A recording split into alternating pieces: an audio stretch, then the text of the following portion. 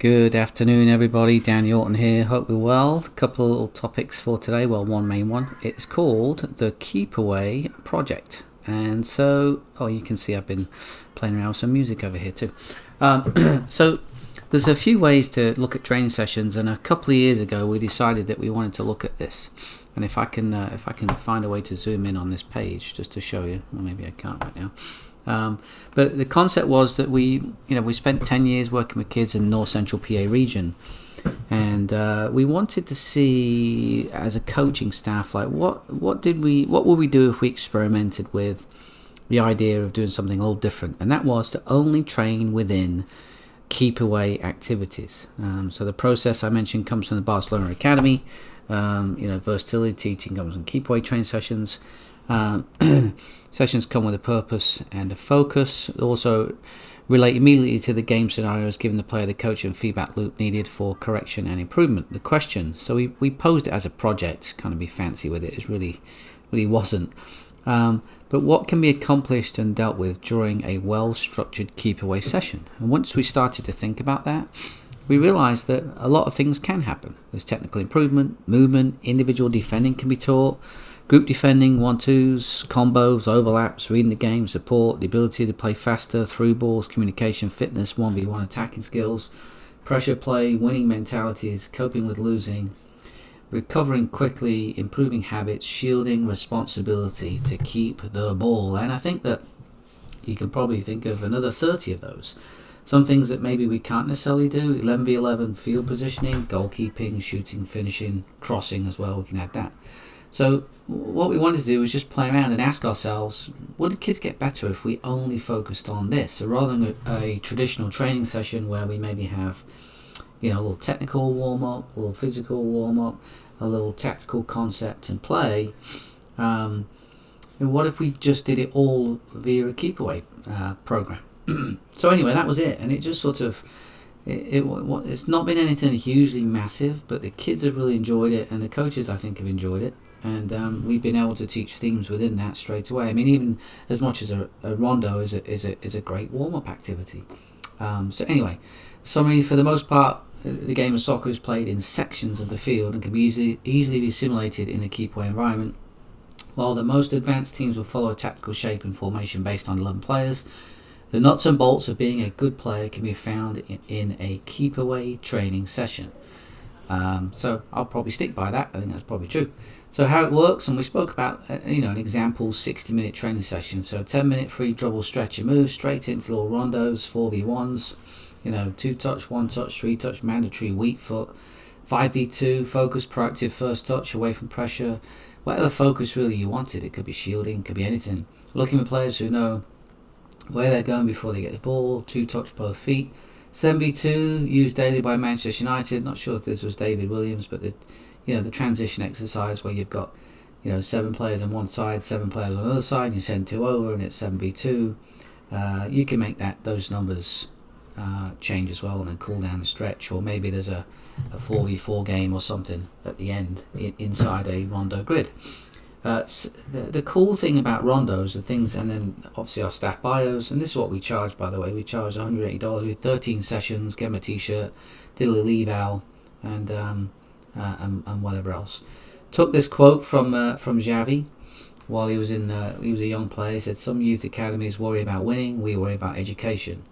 You see a kid who lifts his head, who plays the pass first time and pump, and you think, yep, he'll do. Bring him in, coach him. Our model was imposed by Johan Cruyff. It's an Ajax model. It's all about rondos, pig in the middle. Rondo, rondo, rondo, every single day.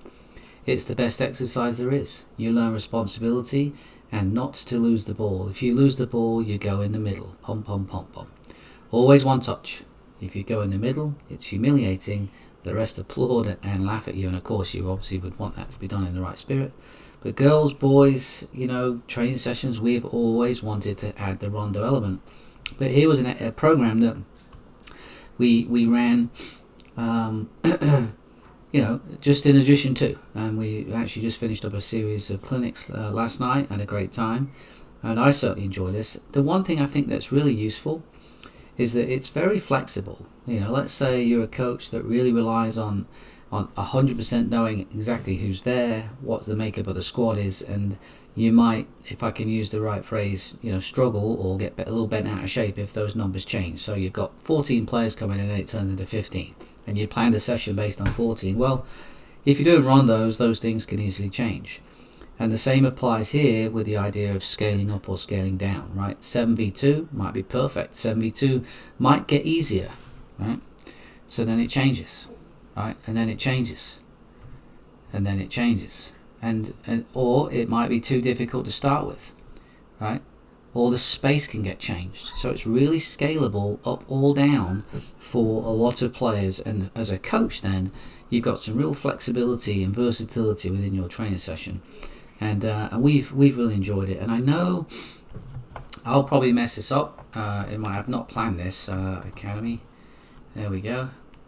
So I'm going to jump in here. So even here, Todd Bean, I believe, I follow him. He's great. It just talks about the importance of what all this looks like. His academy in Spain. I believe they come over and do some clinics. But again, there we go. So little Philly summer clinic right there. Fantastic. But all of their their programming. Let me see if there's any methodology. There we go. Again, I've not planned this, so I might be a little slow getting to where I need to get to. Here we go.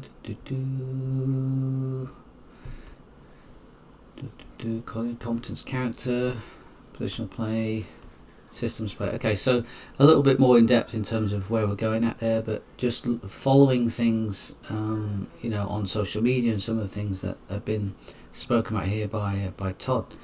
A lot of it has to do with the rondo. A lot of it has to do with the methodology in terms of making the games the players do things in practice that are very relevant to the game. And that sounds simple, and it is, but I think we talk about a lot of coaches getting involved in static passing, not a lot of movement, passing in lines, repetition that way.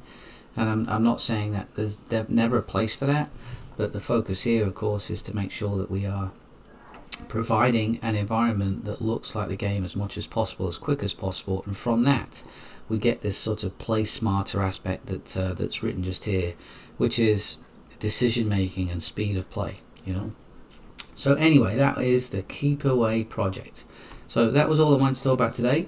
Maybe you could throw in some ideas for training sessions that are just maybe there's a training session to mix it up for players that's all Keepaway. See what it looks like. Give the players something a little different to do. Club news. I'm actually looking at.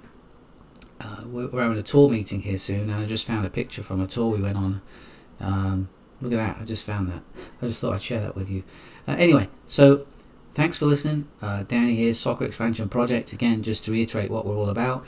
On this right-hand side, we are plugging in lots of partners, people very knowledgeable.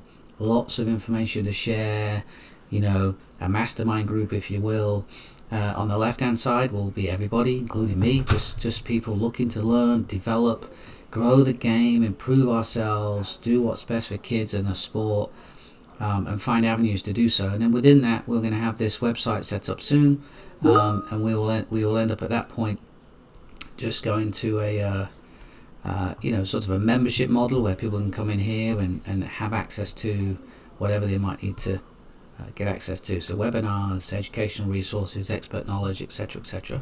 So that's it. That's the Soccer Expansion Project, and we'll see you tomorrow. Thanks.